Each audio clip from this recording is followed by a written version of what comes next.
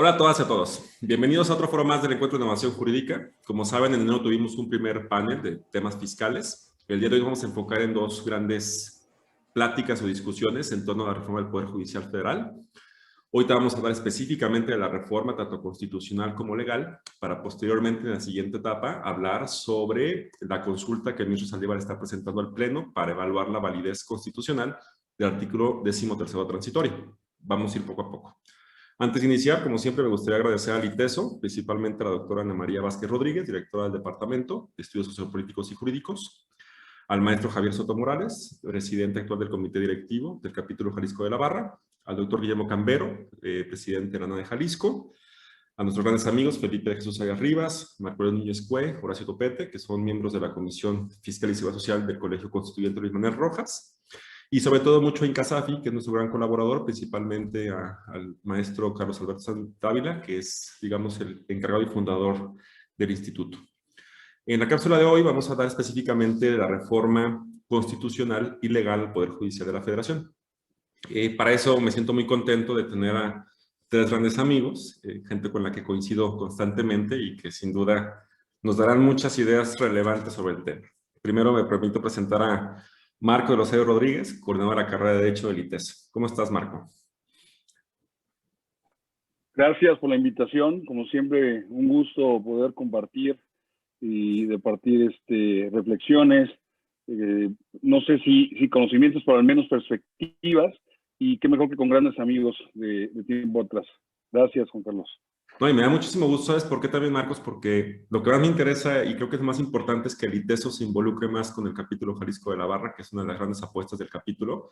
Y qué mejor que tenemos aquí a dos miembros del Consejo Directivo, ¿no? Como son Betty y José Pablo. Y que ojalá podamos ir poco a poco fortaleciendo estos lazos de que el capítulo Jalisco tenga mayor injerencia en la carrera de Derecho y con los alumnos, ¿no? También me permite presentar a Beatriz Valladolid Briceño. Ella es integrante del Consejo Directivo del capítulo y miembro del despacho Ramos Castillo Abogados. ¿Cómo estás, Betty? Hola, Juan Carlos. Muchas gracias por la invitación a ti y al ITESO. Muy feliz de estar en este panel. Sé que vamos a aprender muchísimo de toda tu opinión, vas a ver. Y por último, pues a un gran amigo, por no decirlo, el licenciado José Pablo Ramos Castillo. Él es vicepresidente del capítulo Jalisco de la Barra y socio del despacho Ramos Castillo Abogados. ¿Cómo estás, José?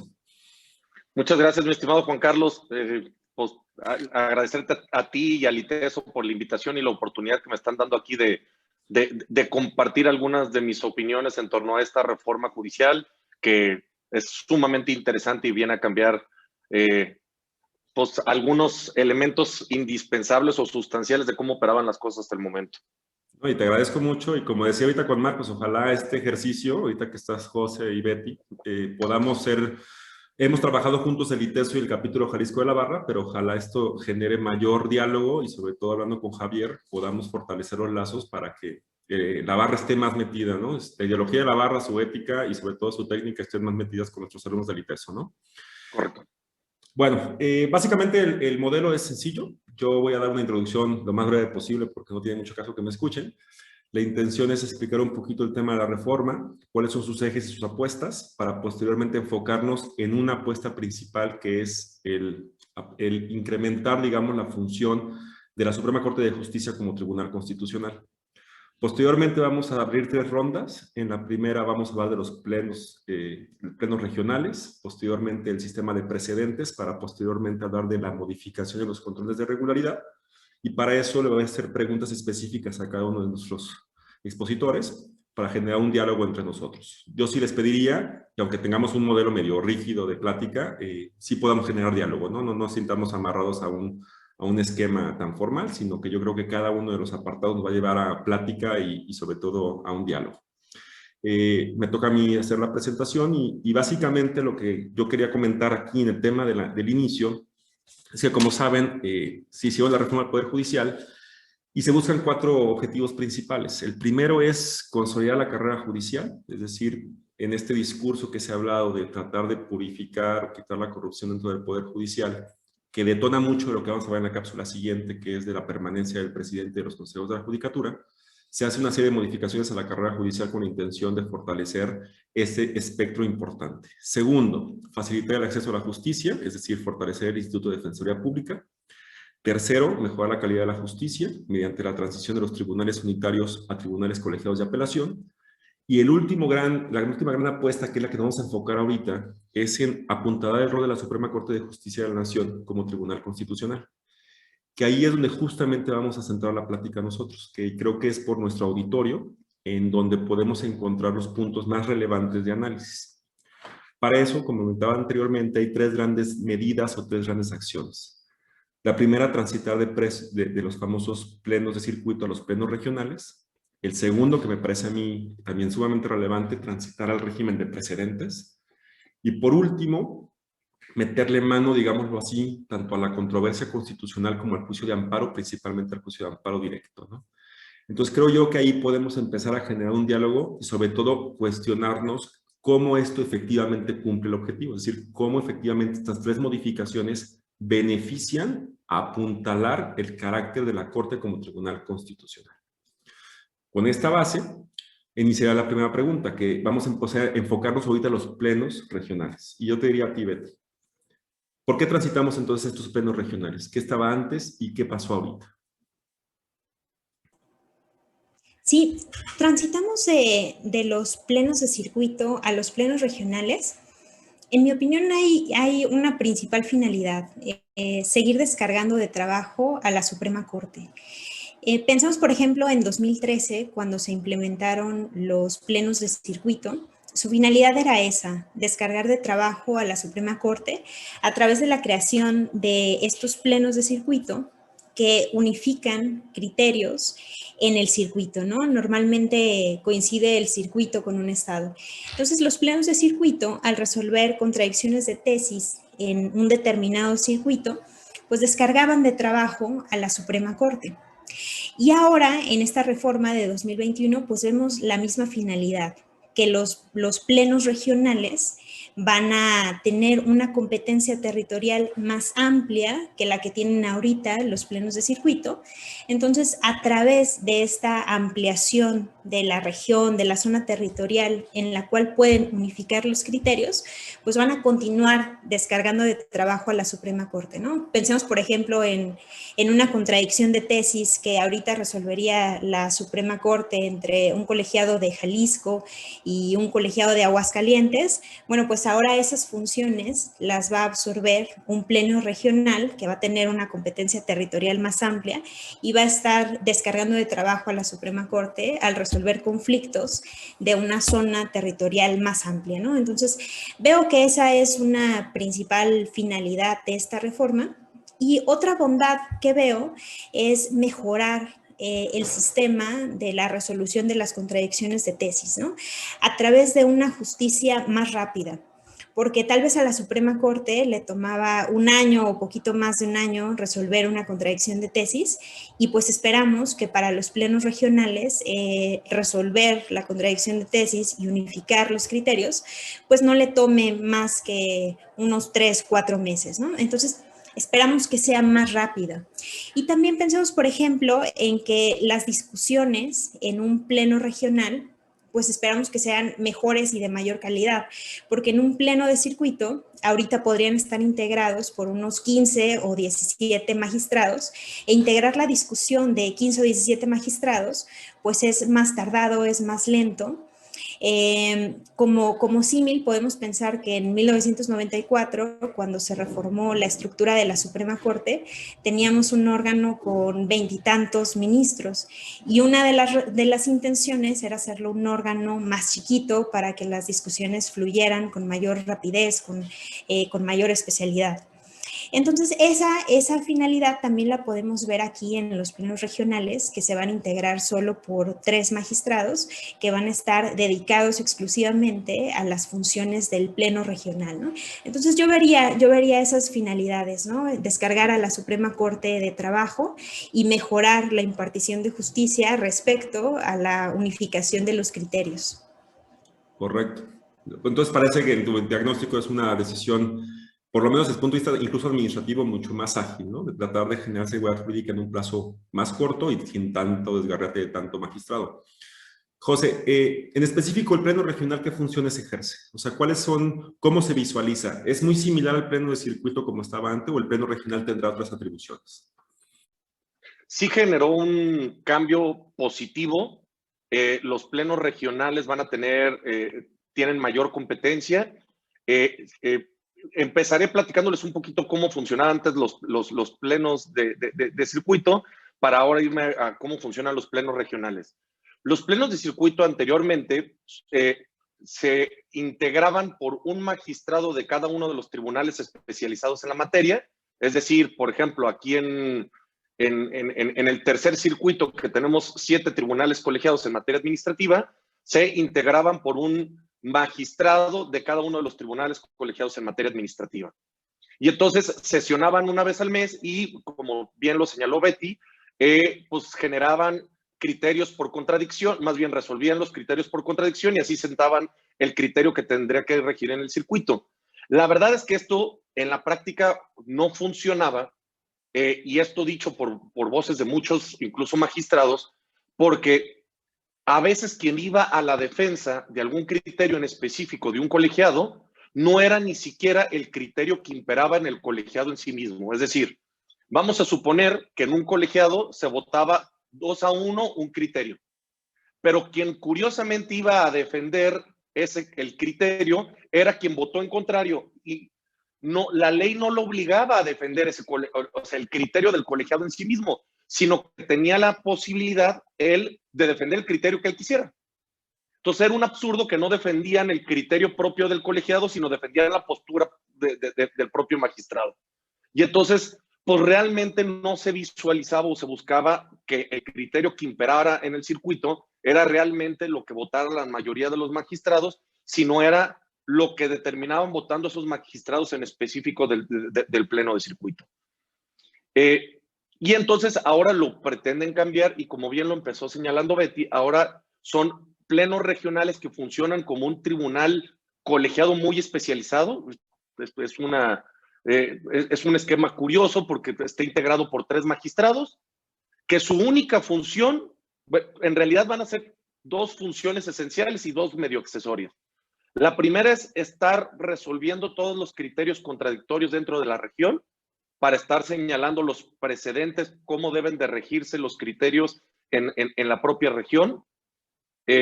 Y el segundo es los conflictos competencial ya sea de la región o de algún otro órgano federal que se pueda dar según el órgano que haya prevenido primeramente. Entonces, son 3 magistrados cuya única función va a estar resolviendo los criterios de la región. Eso va a ser interesante porque ahora van a ser 3 magistrados muy especializados quienes van a estar encargados de sentar los precedentes de una región completa. Está interesante porque señalan que esos 3 magistrados tienen que ser ratificados. Recordemos que para estar ratificado necesitan haber llevado ya por lo menos 6 años en funciones y haber pasado los controles de evaluación y todo ese tipo de cosas. Entonces van a ser magistrados con experiencia que van a durar en el encargo 3 años, pudiéndose prorrogar por otros 3 años. Pero sí van a generar una mayor certeza jurídica y aparentemente van a funcionar mejor y con mucha mayor agilidad, quiero creer yo, porque no creo que tengan tanta chamba como para estar rezagados en... Exacto. Entonces, pero seguimos con la intención de que ese criterio que emite el pleno regional es obligatorio para la región exclusivamente y no para otras regiones. O sea, seguimos con ese esquema.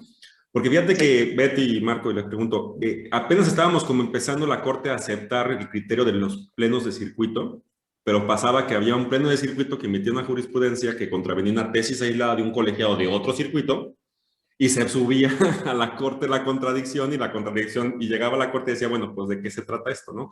La intención es quitarnos chamba y lo que está pasando es que se está generando otra vez chamba por este modelo de querer generar seguridad jurídica. No sé si este esquema lo va a resolver, José, Betty, Marco. ¿José?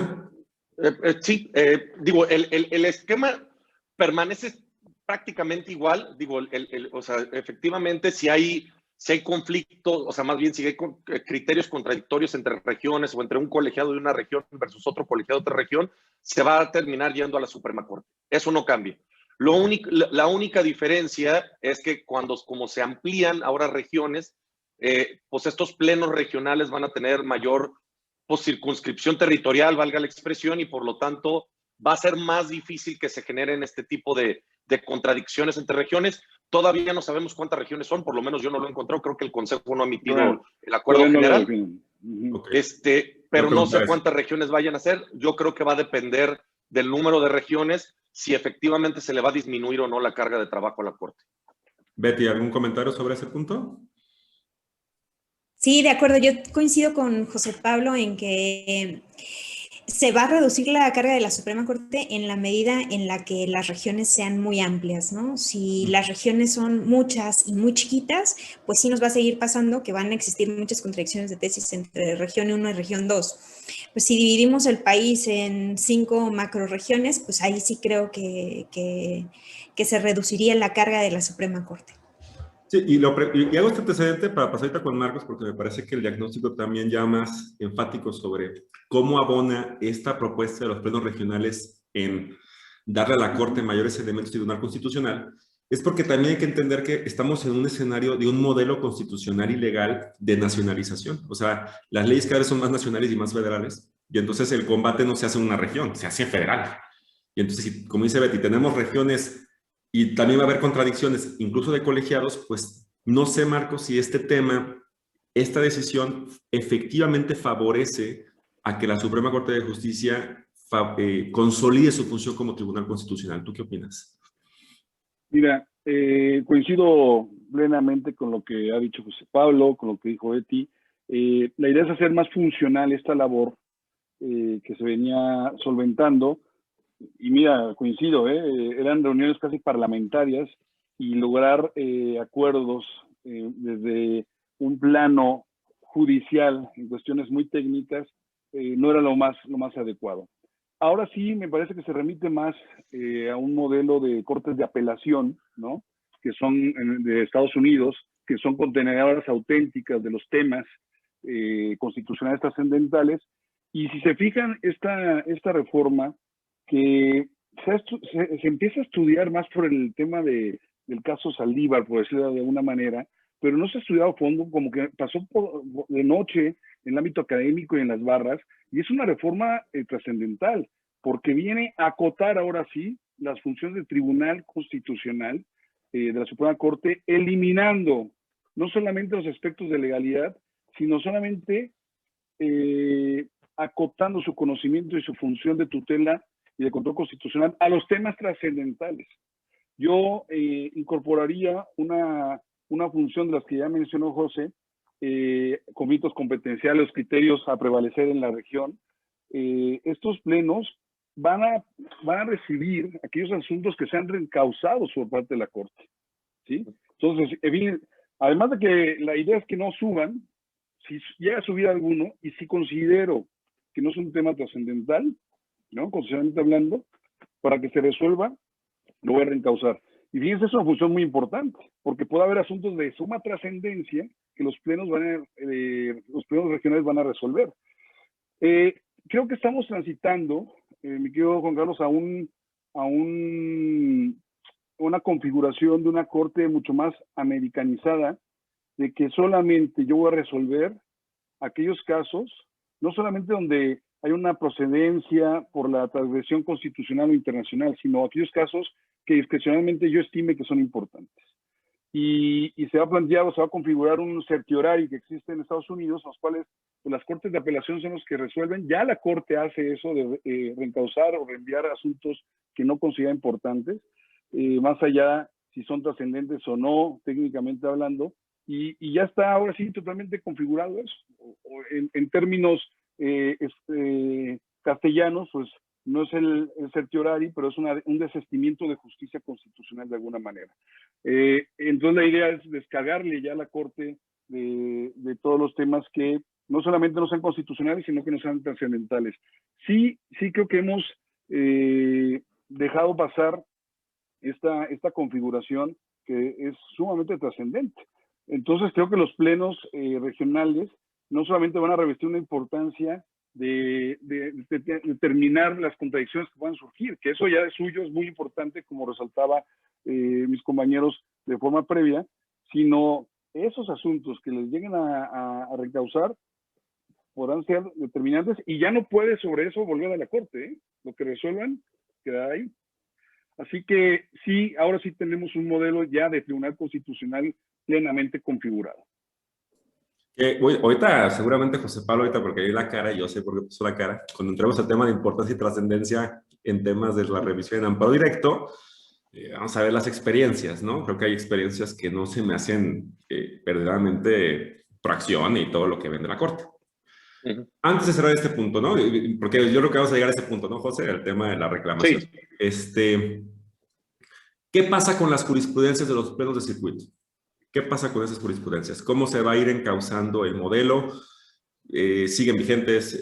¿Cómo se van a contraer? ¿Alguien tenemos alguna noticia sobre eso? O sea, las jurisprudencias que emitieron los plenos que ahorita se están empezando a eliminar. ¿Tenemos alguna respuesta sobre eso?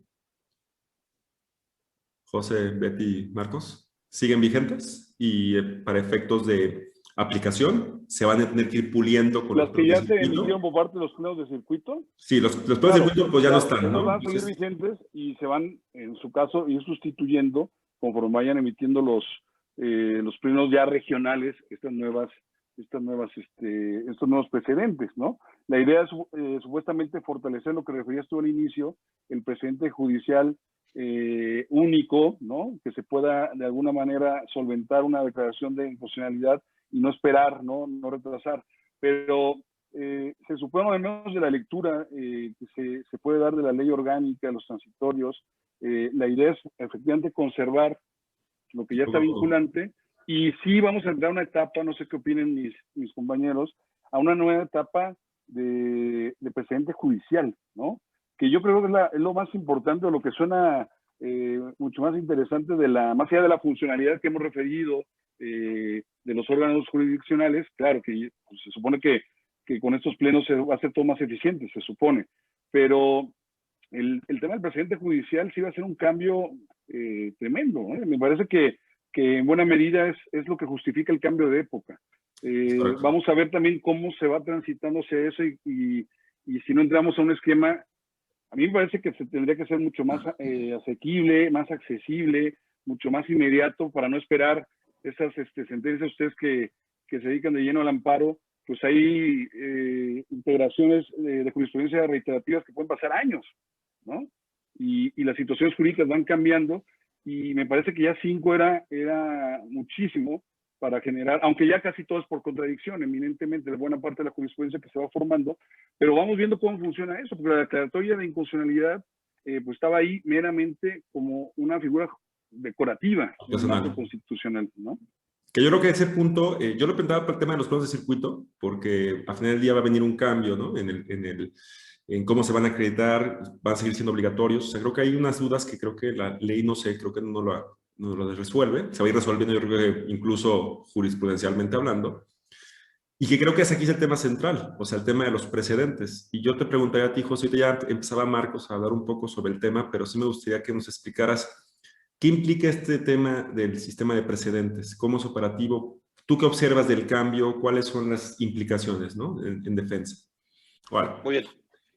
Pues, Juan Carlos, precisamente como lo adelantaba Marcos, este sistema de precedentes que se quiere implementar es un cambio para mí sumamente sustancial, porque nos intenta asemejar a los modelos anglosajones o al norteamericano, en donde precisamente buscan que ya la Suprema Corte, sus decisiones que pues generen una obligatoriedad en cuanto a la discusión y decisión misma, y no teniendo que generar este criterio de reiteración que tenía que existir anteriormente. El modelo anglosajón es conocido o denominado como stare decisis o stare decisis, como se quiera pronunciar, y pues básicamente ese es el modelo en el que migramos. Ahora se establece que si el Pleno toma una decisión por mayoría de 8 votos o las salas por una mayoría de 4 votos, la famosa denominada mayoría calificada, este criterio y las decisiones que sustentaron este criterio son obligatorios para todas las ahora sí que para todas las autoridades jurisdiccionales de cualquier nivel. Y esto es muy interesante, repito, porque sí cambia el esquema y le quita incluso carga administrativa a la Suprema Corte, porque antes lo obligabas a tener que sesionar en repetidas ocasiones el mismo asunto o diversos asuntos, aunque los hechos pudieran variar, para poder establecer un precedente obligatorio, porque pues aun y cuando los colegiados le tuvieran un respeto a la Corte, no existía una obligación conforme a la Ley de Amparo, el 217, de que generara obligatoriedad si existía únicamente una tesis aislada. Ahora, basta una decisión relevante. O sea, esto hace que prácticamente todos los asuntos de la Corte y todas sus discusiones puedan ser consideradas relevantes, porque si se toma una decisión y esta alcanza unanimidad o mayoría calificada, pues automáticamente se vuelve un criterio obligatorio y entonces, pues se vuelve ahora sí una Corte más constitucional, que ese es el objetivo, y hace que todo el mundo esté al pendiente ahora sí de las decisiones de la Corte. Y repito, y no solo el resolutivo como tal, sino las discusiones propias que sustenten esa decisión o las justificaciones también son obligatorias. Y entonces eso hace que sea un esquema de precedente y no de tesis como tal, que eso también viene a cambiar en forma importante. Aquí tal vez les haría una pregunta. La verdad es que yo cuando soy moderador a veces hago preguntas ajenas al script, pero bueno, la verdad es que podemos platicar sobre el tema. Dos preguntas. Primero, si alguien ha sido particularmente rejego de las mayorías calificadas en la Corte de los 8 votos, por ejemplo, para las acciones y las controversias, ha sido el ministro Saldívar, que fue el que se llevó todo este tema. Este tema de las mayorías de 8 votos, ¿lo ven bien o mal para este tipo de decisiones? Y hablo en general, también de las acciones y de las controversias. ¿Lo ven pertinente? ¿Cuál es su opinión sobre ese punto? Betty, si quieres, empecemos. A mí sí me parece bien. Me parece que una mayoría de 8 en el pleno, de 4 en las salas, me parece acertada, o sea, para garantizar por lo menos, o sea, el voto favorable de cierto número de ministros que nos garantice un poquito más la correcta decisión y la legitimación en la obligatoriedad de ese criterio, ¿no? O sea, por lo menos que la legitimidad de esa obligatoriedad se sustente en el voto favorable de 8 en pleno o de 4. Entonces, me parece acertado el tema de mayoría calificada. Marcos. Sí, mira, el establecer un parámetro de una calificación de un determinado número de votos es muy, muy común en los tribunales constitucionales. Son pocos los que por mayoría relativa, mayoría simple, que por cierto ahorita hay tantas complicaciones en el concepto, no sé por qué. Normalmente se establece un parámetro calificado, ¿no? Que se asegure más allá de la mayoría. Incluso alguna vez el Tribunal Constitucional Español tenía que ser por unanimidad las cuestiones, que eso lo cambiaron porque imagínense, bastaba un voto y se politizaba, ese tema sí se politizaba, la unanimidad obviamente sería impensable, pero yo sí lo veo lógico. Creo que da certeza, lo decía ahorita Beatriz, dale legitimación, ¿no? Da una cierta uniformidad al criterio, la perspectiva que se está pretendiendo generar desde la Corte, y eso pues por lo menos a la ciudadanía le da una seguridad jurídica de que lo que se está planteando, más allá de si es una cuestión que la propia mayoría ciudadana está de acuerdo o no, pero sí hay un criterio que se reflexionó y pues garantizó que 8 de los ministros y ministras pudieran votar en ese sentido. Yo estoy de acuerdo, yo sí estoy de acuerdo que se siga manteniendo 4 en sala y los 8 en el pleno.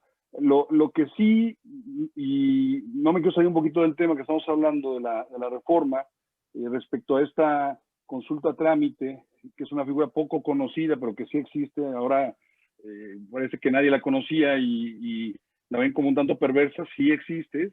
Incluso cuando el caso de Rosendo Radilla, se acordarán que el ministro Mayagoita presentó una consulta trámite, o sea, es una figura que casi no se utiliza, pero existe. La cuestión ahí que deja el tintero el ministro presidente es, ¿se requieren 8 o simplemente la mayoría? A mí me parece que todas las decisiones de carácter constitucional tienen que ir con 8, ¿no? Entonces, pero bueno, ese va a ser un tema que no sé si va a alejar del tema principal o importante, que es ese no, y además es el tema transitorio. Es el tema que vas a platicar a mí me gusta. Y con Rubén Darío y con Claudia. Entonces, vamos a dejarlos a ver cómo ven. Perdón, José. A ver qué dicen.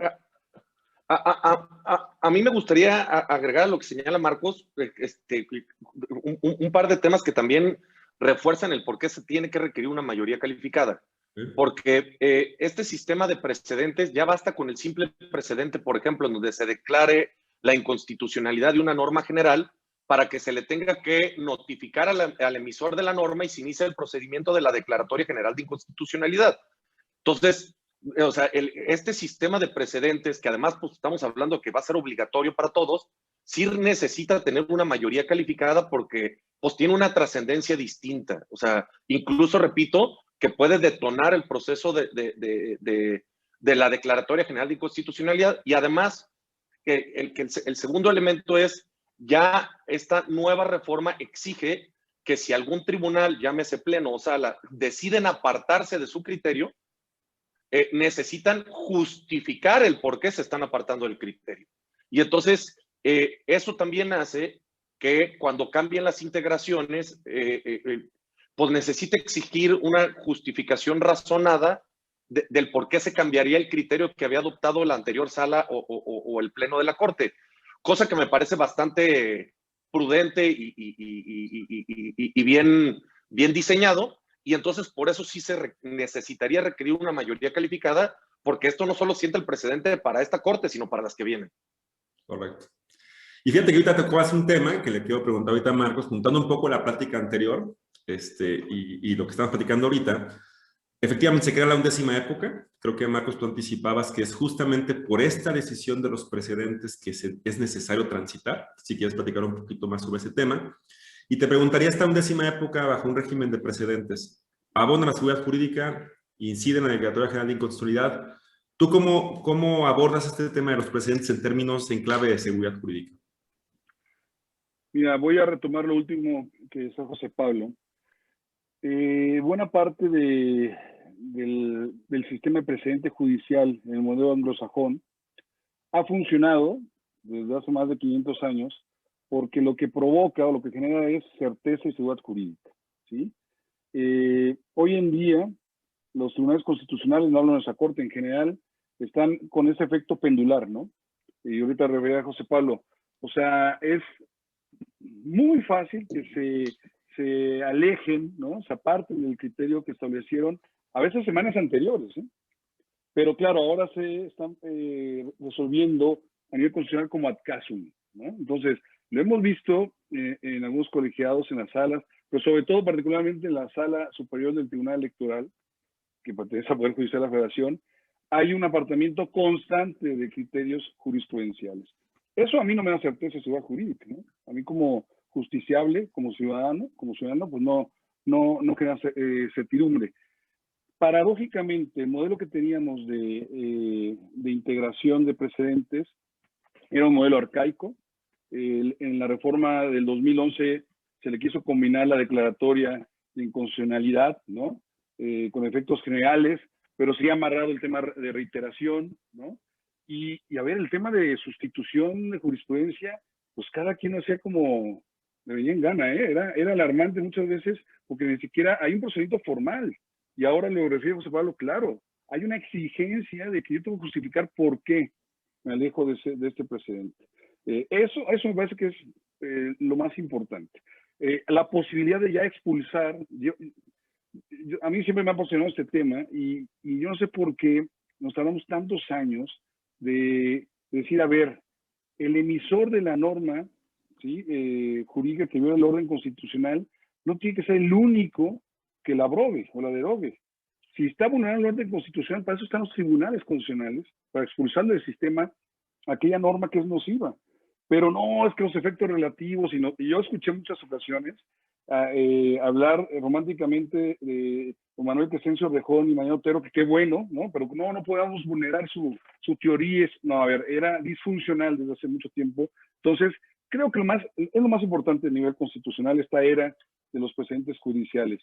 Y no sé si quieres que lo aborde ahorita, pero hay dos puntos que también creo que es muy, muy importante y también nadie lo ha visto. Hay un fortalecimiento de la controversia constitucional. En buena medida la viene a reforzar en cuanto a sus alcances, en cuanto a la posibilidad de dirimir conflictos políticos, jurídicos, ante supuestos que no estaban previstos anteriormente. Y hay algo que, si tú me dirás, Juan Carlos, si lo vamos al rato. El tema de controles, ¿lo comentamos al en el siguiente? Al final. Para cerrar un poquito el tema porque hay un temita ahí, Sí. que hay un dardo envenenado que quiero comentar sobre el tema de controversia. Pero bueno, la era de los precedentes, la 11ª época, me parece que es plenamente justificable o sea, es algo que las universidades, los colegios tendremos que estudiar, esta transición a un nuevo modelo, lo decía bien José Pablo, de carácter anglosajón, que es el precedente judicial. Es algo importantísimo. Sí, yo creo que el tema último, que es el tema de los controles, insisto, o sea, como tú bien decías ahorita, Marcos, o sea, se ha centrado tanto el tema de la consulta del Saldívar y como si se va a incrementar y todo eso, y nadie está revisando plenos de circuito, plenos regionales, precedentes, y se va a empezar a generar problemáticas. Los litigantes, los que estamos litigando constitucional, nos estamos sorprendiendo, yo creo, ahorita José también y Betty, que también están metidos, van a darnos una opinión, pero ahorita si quieren, se enfoquemos en precedentes y entramos a controversia. Y aquí yo te diría, Betty, esto que hemos platicado, primero, ¿cuál es tu opinión sobre el régimen de precedentes? Pero sobre todo, ¿cómo abona esto en un criterio de idoneidad? Si el objetivo es apuntalar la función de la Corte como Tribunal Constitucional, ¿cómo es que este régimen de precedentes abona o no? ¿Cuál es tu opinión? Yo coincido con José Pablo y con Marcos. Esta parte de la reforma al Poder Judicial me parece trascendental, paradigmática. La verdad es que me parece importantísima. Tal vez no les pase a los estudiantes que nos escuchen, pero nosotros que estudiamos la jurisprudencia por reiteración y por 5 criterios o por contradicción, y que la jurisprudencia encuentra la legitimidad de su obligatoriedad en este procedimiento de resuelves una contradicción o sustituyes una o tienes 5 criterios en un mismo sentido. Entonces, pues nosotros estudiamos la obligatoriedad de la jurisprudencia, en que eso tenía sentido porque 5 veces el tribunal llegó a la misma conclusión. Entonces, pues si 5 veces llegó a la misma conclusión, se justifica que ya sea obligatorio para todos los de abajo.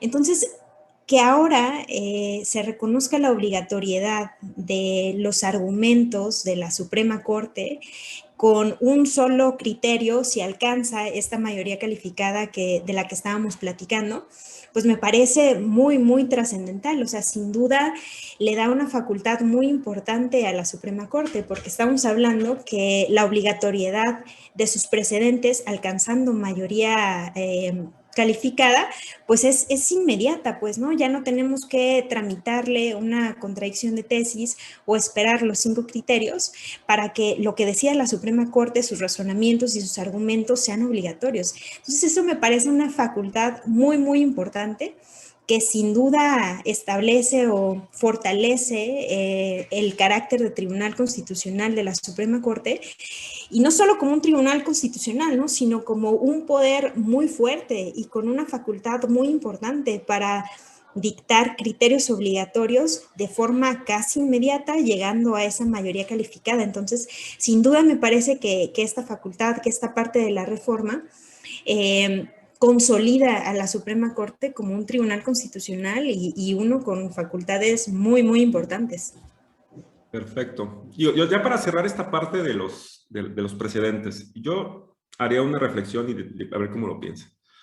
Me acuerdo ahorita del doctor Cosío porque cuando se hizo, no sé si se acuerdan, cuando se analizó la jurisprudencia para evaluar si la jurisprudencia era sujeta a control difuso, no sé si se acuerdan de esa discusión.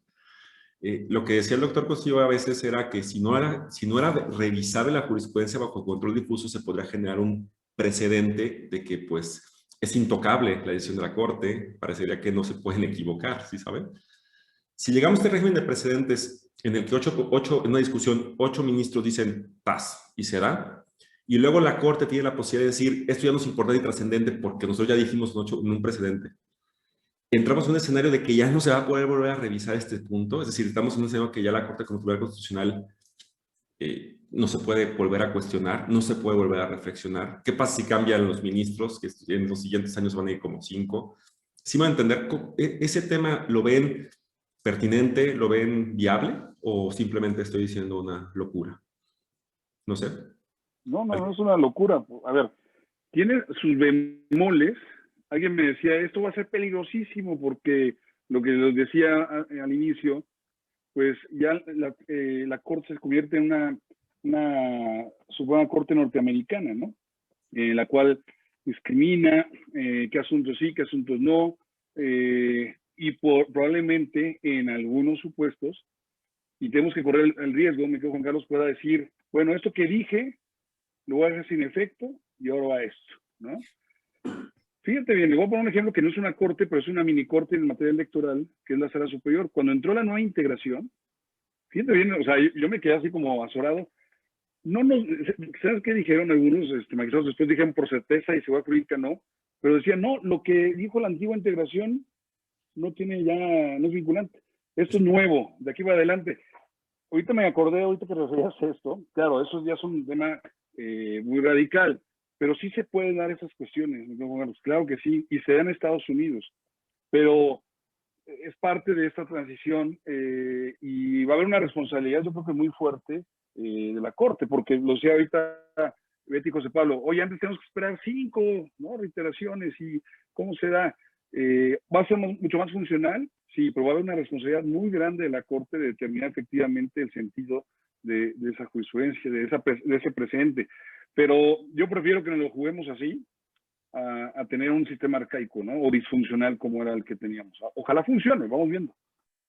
José, ¿algún comentario sobre eso? No, básicamente coincido con lo que opina Marcos. La verdad es que sí hay un riesgo natural, sobre todo porque para el gobernado que quiere someter a consideración de la Corte una decisión que ya fue sujeta a un precedente en particular con un planteamiento quizá distinto o con hechos distintos, va a ser prácticamente imposible volver a acceder a él.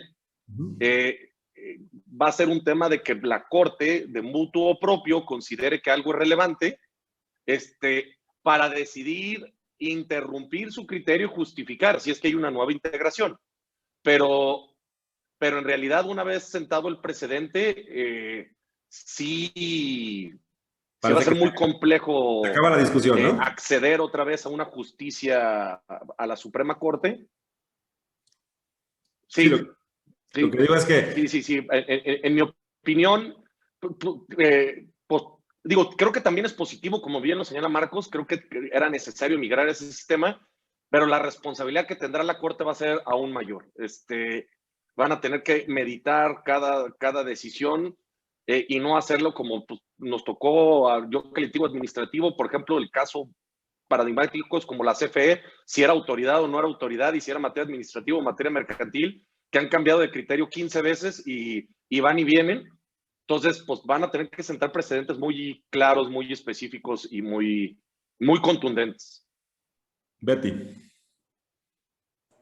Sí, claro, coincido, o sea, es parte de lo complejo y lo relevante de esta parte de la reforma que sin duda merita mucho análisis, pero sí, una vez que la Suprema Corte fije un precedente, o sea, necesitaremos esperar que cambie la integración y que decidan cambiar ese precedente para revertir el criterio. Entonces, sí es parte de lo relevante de este sistema de precedentes y de lo que nos tocará ver en estos próximos meses y años. Sí, le queda un poco el comentario, ¿no? Como que se vuelve un tema de intocable, ¿no? Ya las 8 y ya no se va a poder tocar porque yo decido que es importante y trascendente y nadie me puede cuestionar si es importante y trascendente para los demás, ¿no? Pero bueno, creo que son temas que se van a ir saliendo y que vamos a ir encontrando, sobre todo ahorita que vamos a pasar a la última parte, que son los controles de regularidad. Ahora sí ya, aquí sí, Marco, podemos ahora sí hablar con tranquilidad de la controversia constitucional. Creo que ahí fue donde se hizo una reforma importante. Que, insisto, a mí me da mucha atención que estamos hablando de los controles. La función principal de la Corte es sus instrumentos de irrupción en el sistema y no hay nada. O sea, no ha habido pláticas, no hay conferencias. Y yo creo que este punto, nosotros por lo menos lo que estamos litigando también constitucional, pues no estamos llevando ciertas sorpresas, ¿no? ¿Cómo trasciende el tema de la controversia? ¿Qué fue lo que se buscó? ¿Qué se cambió? Mira, a ver, coincido contigo, lo referimos hace un momento. Si todo este tema de los precedentes o la configuración de los plenos regionales ha pasado casi de noche, pero la controversia sorpresivamente ha pasado más. Y yo dije, bueno, o estoy desconectado del mundo, o amigos, colegas míos que litigan constitucional, que se han dedicado a la controversia de la corte o de la academia, no sé, salvo que me han bloqueado, pero no he visto nada, y me parece que es una reforma en ese sentido trascendental, porque, a ver, junto con el amparo en revisión, lo que más ve la Corte es controversia constitucional, ¿no? Incluso ya el número de acciones de inconstitucionalidad que conoce, que me parece que también creo que se debió haberle dado, perdón la expresión, achaineada a la acción de inconstitucionalidad para hacerla más eficiente. Creo que ya en todos los medios de control la que está quedando un poquito rezagada por también su propia disfuncionalidad. Por la controversia que incorporó, vamos viendo el tema, la ventaja de esta reforma. Primero incorporó los órganos constitucionales autónomos, ¿no? Como sujetos activos y pasivos para promover con una legitimación proceduralmente activa, para promover controversias constitucionales cuando les trasgreda su ámbito de competencia o ellos trasgredan un ámbito de competencia al Ejecutivo, al Legislativo, y estoy hablando tanto en el ámbito federal como en el ámbito local, ¿sí? Los órganos constitucionales autónomos con esta reforma, fíjense, ya hablando de un tema constitucional puro, ya se reconoce como órganos de poder en un sentido estricto, porque yo recuerdo, no sé si ustedes también, no, seguramente lo recuerdan, una controversia por ahí, que eran, me imagino, unos niños todavía, 2006, por ahí, en la cual el IFE, entonces IFE, planteó una controversia en contra de la Cámara de Diputados por una reducción del presupuesto, que creo que se va a venir eso otra vez ese tema, y ¿qué dijo la Corte? No, pues no aparece expresamente en ningún lado, veo en el artículo 105, tú como sujeto reconocido, processualmente hablando. Y a ver, lo que más existe en controversias hoy en día, aunque ya de facto se le estaba dando a la COFESE, a la CRE, estos órganos constitucionales autónomos que vamos a ver quiénes son, porque como decía José Pablo, todavía estamos preguntándonos quiénes son autoridades, todavía el debate de quiénes son órganos constitucionales autónomos, porque hay dos tesis, los que dice la Constitución que es, o los que andan caminan y se mueven como pato, también pueden ser. Bueno, pero más allá de eso es una ventaja, me parece que viene a ampliar la protección orgánica, que es la razón de ser la controversia. Incorpora también los conflictos a nivel municipal y órganos de poder de los estados. También incorpora las demarcaciones, que es la denominación jurídica real de las alcaldías, aunque todo el mundo le decimos alcaldías, pues son demarcaciones, y que puede tener conflictos con municipios, sobre todo en las zonas conurbadas, ¿no? Donde se puede dar esa situación, o con la propia autoridad estatal. Eso está muy bien, se fijan, es una cobertura mucho más amplia y lo hace más eficiente los alcances de la controversia.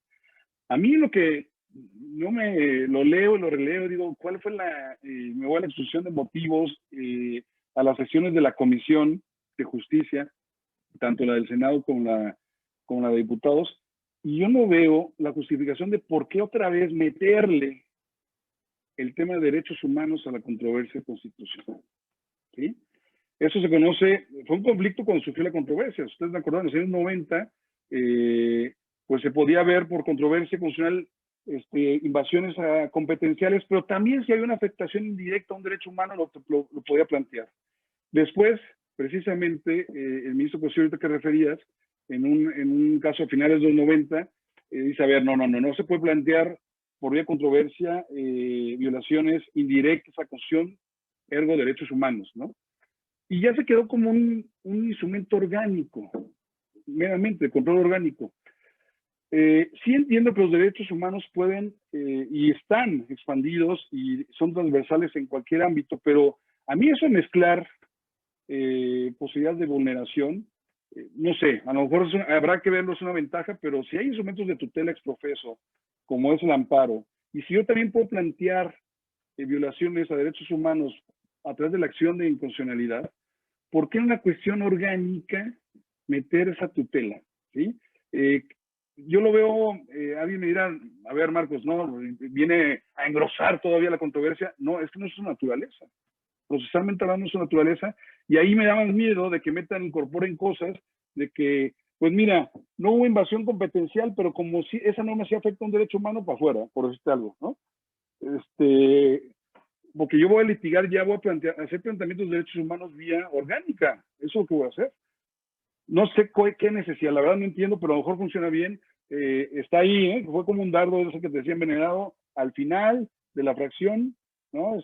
Segunda se deja esa posibilidad. Sí, y es un poco el modelo de la Corte, ¿eh? La Corte en controversia ya está metiendo derechos humanos. A mí me sirve mucho la reforma porque fortalece mi tesis doctoral actual, en el sentido de que los principios de justicia tributaria no son derechos humanos. Entonces, como mucho de las controversias son entre municipios y el Estado en términos de contribuciones, la controversia se empieza a acceder, pero bajo una tónica distinta. Entonces, a mí me sirvió para mi tesis. Pero como dices tú, a fin del día, creo que, pues sí, o sea, al final del día como que se hace una acción controversia chistosa y que la Corte va a decir, pues ya, pelea, vengan quien sea de los legitimados a conflictuarse, ¿no? En este tema de los controles, Betty, Amparo, ¿hay cambios? Sí, uno de los cambios que también fue controversial y hubo muchas críticas al respecto está en el amparo directo en revisión. El amparo directo en revisión tuvo dos cambios. El primero es el criterio de procedencia del amparo directo en revisión, ¿no? Se sustituye este criterio de importancia y trascendencia por un interés excepcional en materia constitucional o de derechos humanos. Entonces aquí vemos una primera limitación a la procedencia del amparo directo en revisión, ¿no? Ahora buscamos un interés excepcional en materia constitucional o de derechos humanos, ¿no? Lo que también es acorde pues con esta finalidad de la reforma de consolidar a la Suprema Corte como un tribunal constitucional. Ahora el amparo directo en revisión tiene que tener un interés excepcional en materia de derechos humanos o constitucional. Y el segundo cambio que tuvo el amparo directo en revisión es que frente al desechamiento de esta revisión ya no cabe recurso alguno. Es decir, ya no se puede promover la reclamación frente al desechamiento del amparo directo en revisión. Según ha informado el presidente de la Suprema Corte, pues de todos los amparos directos en revisión que se promovían, que llegaban a la Suprema Corte, que en tiempos de pandemia fueron más de 10,000 amparos directos en revisión que recibió la Suprema Corte, pues solamente se admitían un 2, un 3%. Entonces, del 97, 98% de los amparos directos en revisión que se desechaban, de esos, alrededor de un 30 o 40% eran impugnados los desechamientos a través de los recursos de reclamación. Entonces, estamos hablando que las salas tenían 3,000, 4,000 recursos de reclamación que resolver, que notificar, y que tenían que destinar alrededor de un tercio de su personal para atender estas reclamaciones. Entonces, en la reflexión que llevó a esta reforma fue, a ver, tenemos un tercio del personal de las salas dedicadas solamente a resolver recursos de reclamación, que el 99% se va a confirmar. Entonces, pues, ¿para qué destinamos esos recursos de personal, de tiempo, en estar confirmando los recursos de reclamación? Pues mejor eliminar la procedencia del recurso de reclamación frente al desechamiento del amparo directo en revisión para que la Suprema Corte y las salas pues puedan abocarse a su trabajo constitucional, ¿no? Entonces, esos son los dos cambios que tenemos en el amparo directo en revisión. El criterio para su procedencia y la improcedencia de cualquier recurso frente al desechamiento.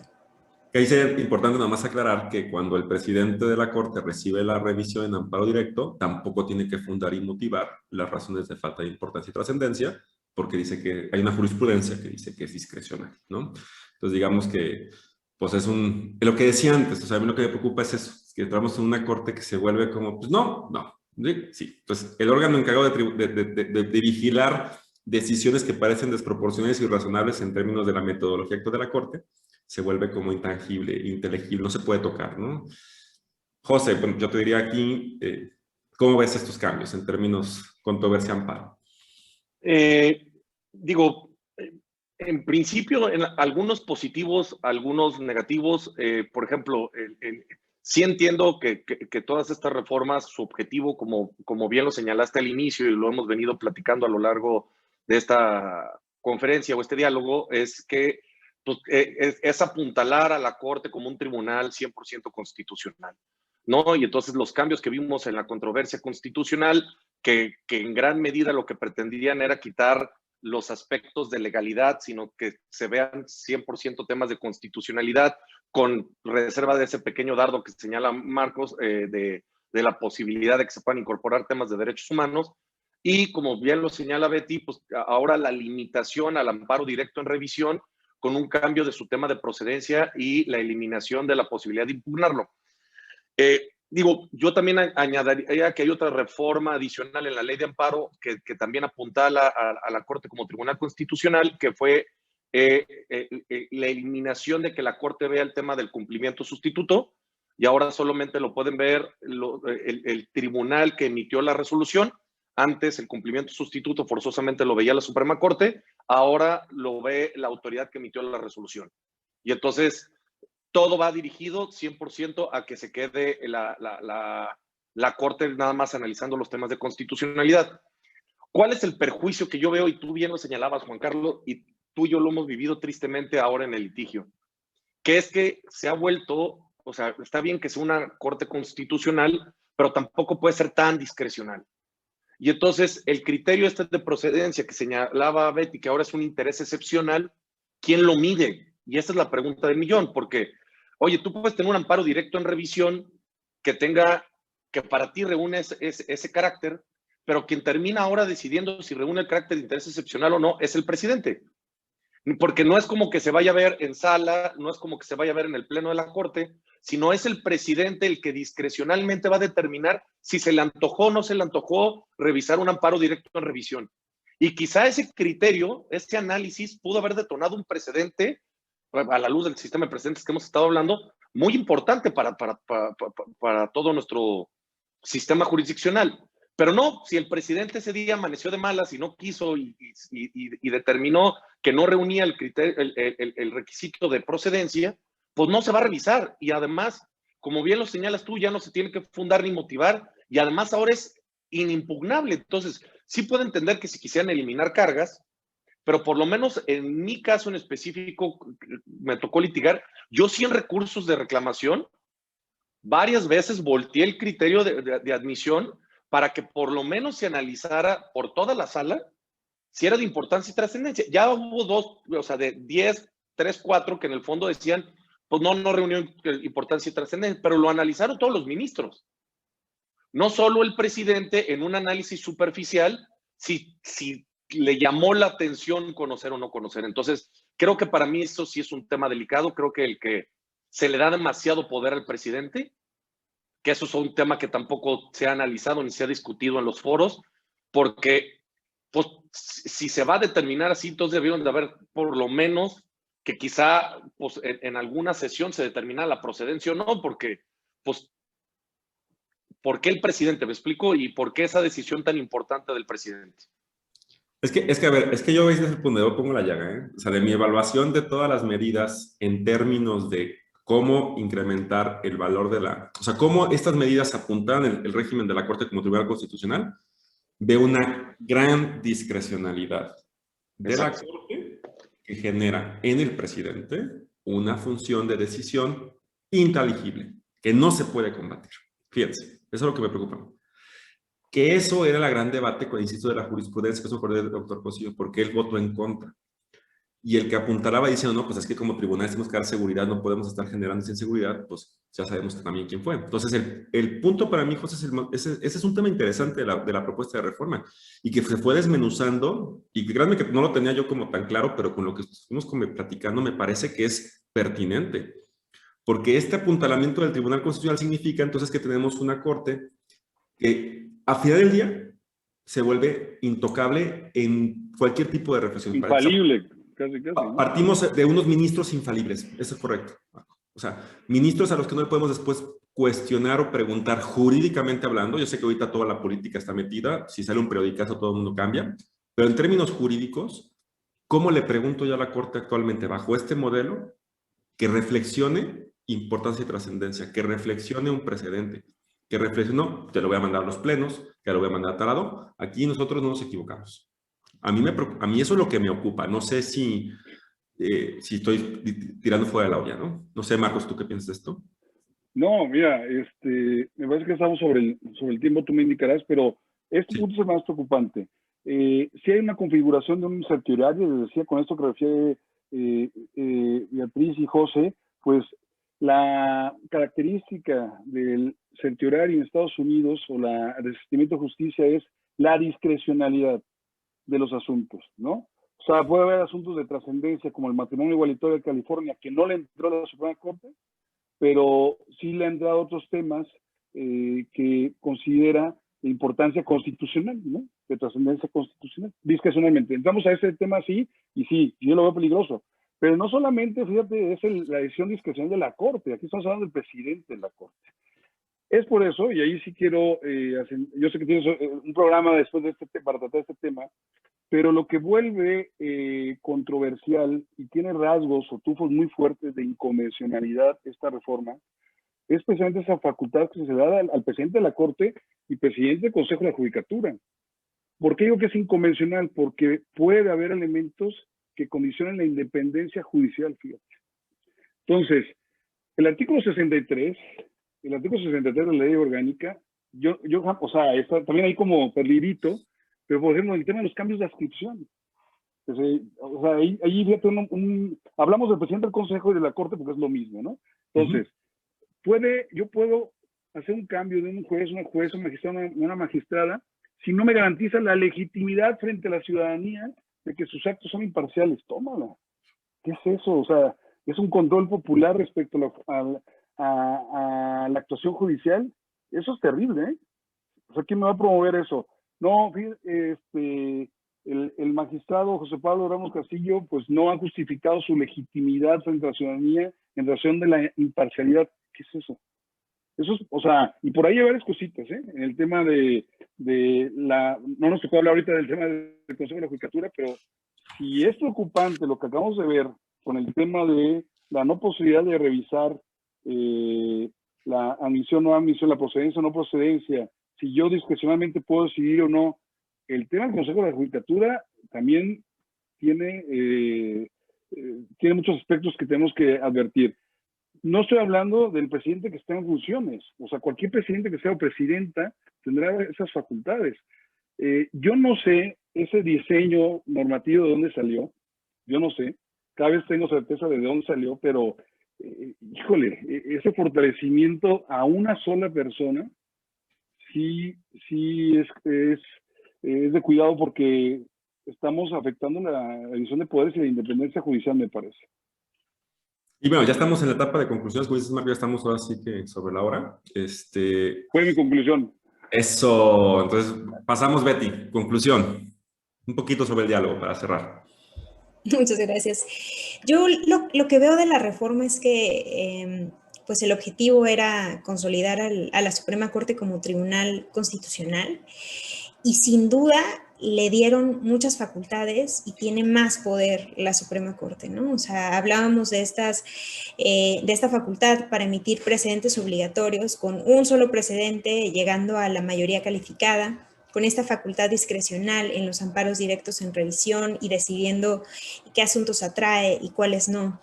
Entonces, me parece que tiene muchas facultades, tiene mucho poder la Suprema Corte y me parece que va a ser tan bueno como lo sean los integrantes de la Suprema Corte, ¿no? Esta reforma me parece que va a ser buena si son buenos los ministros que integran la Suprema Corte, si son excepcionales, si son brillantes e implementan bien esta reforma y desempeñan bien su trabajo. Entonces creo que a la par, una reflexión para las universidades, para los que estamos en los colegios, es que debemos tener un ojito puesto en quién llega a ministro, ¿no? O sea, la persona que llegue a ministro va a tener muchas facultades y va a tener mucho poder, ¿no? Entonces tenemos que tener un ojito puesto sobre qué personas llegan al puesto de ministros para que esta reforma pues sea bien implementada y para que todas estas facultades que tiene la Suprema Corte pues sí sean bien utilizadas. Entonces pues esa es mi reflexión, ¿no? Que le tenemos que dar seguimiento a quién llega a ministro. Te agradezco mucho, Becky, tienes mucha razón, ¿eh? La verdad es que sí tienes bastante razón. José. Pues para resumir, básicamente yo coincido en que pues, la reforma sí apunta a la Corte como tribunal constitucional. Yo ya señalé los aspectos negativos en mi anterior intervención de lo que vi de la reforma. Yo, en términos generales, digo, sí hay que tener cuidado, pero la veo positiva también en términos generales, porque pues sí necesitábamos una corte mucho más enfocada. La verdad es que también, excepto en ciertos asuntos de mucho interés o trascendencia, creo que en la práctica teníamos mucha justicia de secretarios en la corte, porque pues, era imposible que analizaran tantos asuntos de tantas cosas, porque cada que se listan asuntos, se listan un mundo de asuntos, y pues es inhumano que un ministro conozca en su totalidad el contenido de todos esos proyectos. Es literalmente imposible. Y entonces, ahora que se van a quitar mucha carga laboral, pues quisiera yo creer que eso va a eficientar tiempos en la corte, que también de repente era muy lenta, y dos, también generar precedentes mucho más sólidos, porque pues va a tener la intervención de aquellos pues, ministros y con un estudio mucho más profundo, porque si se eliminan carga de trabajo, quisiéramos creer que le van a dedicar mayor tiempo. Entonces yo en general lo veo positivo. Y yo creo que en general es una reforma positiva, solamente creo que como analistas a veces tenemos que generar un sesgo, ¿no? Y yo creo que, como dice Betty, si tenemos ministros que puedan llevar esto de mejor manera y bien, puede ser que sea una gran reforma, pero creo que para mí sí es lo que me ocupa, ¿no? Pero en general coincido con que es una reforma favorable. Pues bueno, ya cerramos el panel. Quiero decirles que el encuentro, al igual que toda la República, está en austeridad, así que no tenemos ni para reconocimientos, pero sé que a la distancia lo podemos ver después. Les agradezco muchísimo, creo que fue una plática importante. Como bien dice Marcos, creo que se ha ignorado. Yo también cuando vi la reforma, creo que yo fui el único en el DOF que vio eso cuando salió y dije, nadie más lo ha pelado, todos estamos con la consulta de Saldívar. Creo que son muchos temas y creo que se generó un diálogo muy interesante. Así que, primero que nada, Marcos, te agradezco mucho por estar aquí. Gracias por la invitación y no es necesario que haya reconocimientos de papel, sino que estemos aquí gozando y deliberando. Gracias, de verdad. José Pablo, y a ti es un gusto haber compartido la mesa con ustedes y otra vez, gracias. Betty, muchas gracias. Muchas gracias, Juan Carlos. Un gusto participar con ustedes en este panel. Siempre un gusto escucharte. José, muchas gracias. No, gracias, pero yo sí quiero un reconocimiento. No, ahí sí tenemos. Ahí sí. Aunque sea digital. Oye, aunque sea digital. Al amparo por presupuesto. Me voy al amparo. Estoy muy... No, la verdad, gracias por la invitación. Siempre un gusto platicar contigo, Juan Carlos, y ahora compartir el foro contigo, Marcos y Betty. Siempre un placer y gracias por la invitación de nuevo. Y bueno, la verdad es que agradecerles a todos los que nos acompañan. Saben que este material va a estar en el repositorio, tanto del encuentro como del ITESO, con la intención de que pueda ser consultado de manera constante. Y bueno, pasaremos entonces a la siguiente cápsula. Nos vemos en la siguiente.